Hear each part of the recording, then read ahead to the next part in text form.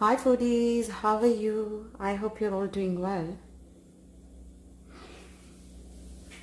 Today I'm going to make Kadai chicken. This is one of the most popular dish that anyone goes to a restaurant wants to order, either Kadai chicken or it's butter chicken. The first thing which comes to our mind. So why go eat out when we can make it very simple and an easy way at home? No, without, you don't need any extra ingredients. You can just use whatever which is available at your house. All that you need for today's recipe is 1 tablespoon of the coriander. I've taken about 4 whole red chilies. Now this is Bedigi chili. It is not going to be spicy and I'm using this just for the color purpose only.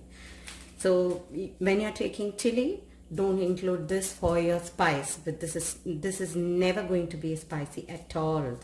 This is just for the color purpose, as I said. Half teaspoon of the cumin and about half teaspoon of the peppercorns. Now what we have to do is fry this about for 2 minutes or about 1.5 minutes without oil and powder this coarse, and we will keep this aside. Okay, then you will need about 500 grams of chicken, red chili powder. As I told you, don't get scared by looking at the quantity of the chili powder here, because as I told, my red chili powder what I have here is not spicy, so I have taken a little bit, about 1 tablespoon plus about half teaspoon of the Kashmiri chili powder. Kadai chicken is always red in color and I do not want to add any extra red color to it, so I am using Kashmiri chilies wherever possible and make it look bright and red. Some turmeric powder, say about half teaspoon or quarter teaspoon, it's up to you, you can use that. We don't need much of turmeric so that the color would change for the curry, so I think quarter teaspoon should be fair enough. And we need about 1 big onion. This need not be fine chopped, you can just have it roughly chopped because we're going to fry this a little bit and then we will grind with the tomatoes. So you can chop the way you like.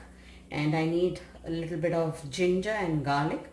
So I have taken here about 5 pieces of the garlic and about a piece of ginger, and we need capsicum. Here if you want you can add even the cubes of onion to it in the last.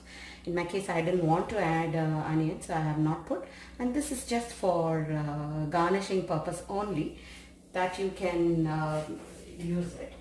And now and then you need oil and salt. Of course some cream you need in the end, this which we are going to add. An alternative for this is cashew. Soak the cashew, about half a handful of your the cashew in water, soak it, grind it and then add. In my case I do not want to make it very rich, so I substituted with cream. This is cooking cream, not the whipping cream. Okay, I'm going to add oil now. Let the moisture from the onion go. We don't want the onion to turn too brown, but it has to slightly get sauteed. I will add oil, but not now at this stage. For you to get the onion sauteed very fast, do not add oil first. Just start directly onto your kadai. You can add the onion and then just saute it.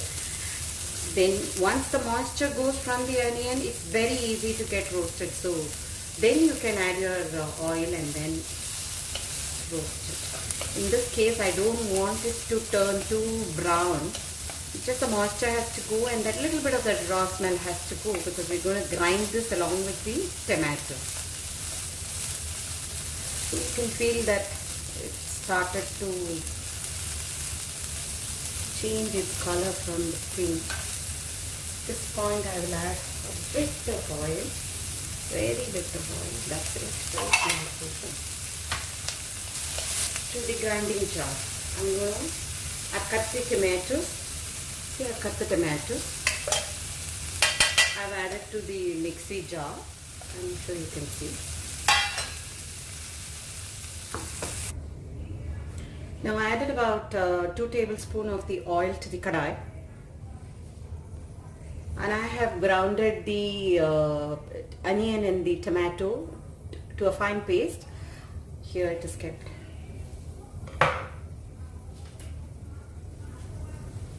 Now I'll add the crushed ginger and garlic.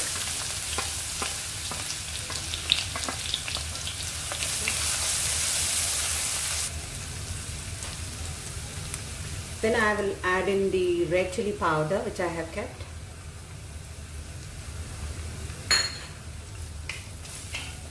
Now time to add in the tomato and the onion paste which we have grounded fine. Now you have to let the paste boil very well and that the raw smell to go. We need to close and keep this and cook, otherwise it will start bubbling and the entire area of the work area gets very messy. And I'll let it boil well some more time. I should add a bit of turmeric to it.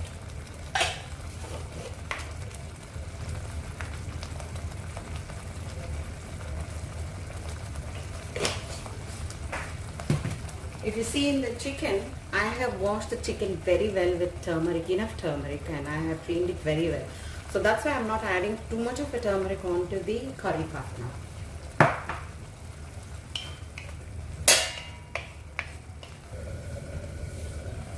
Add some coriander leaves to it and half of the powdered masala which we had kept. The other half I will use it in the last before just putting off the flame. So I think I have used 3/4, not half.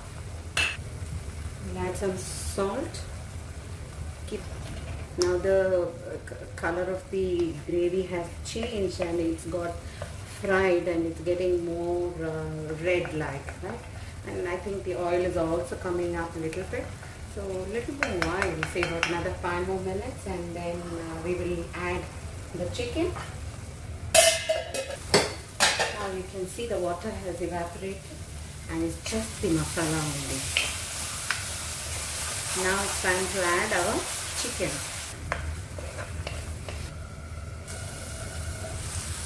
I think there is no water coming out from the chicken enough. So I will add a little bit of water and then allow it to cook in this. I'll add about half cup of hot water and allow it to cook.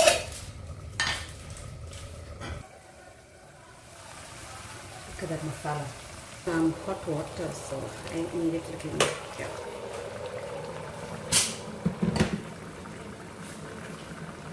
I'll allow it a little more, and I have left out with this much of masala. Now I'm going to add this here at this time. I'm going to add the capsicum and allow it cook with the chicken.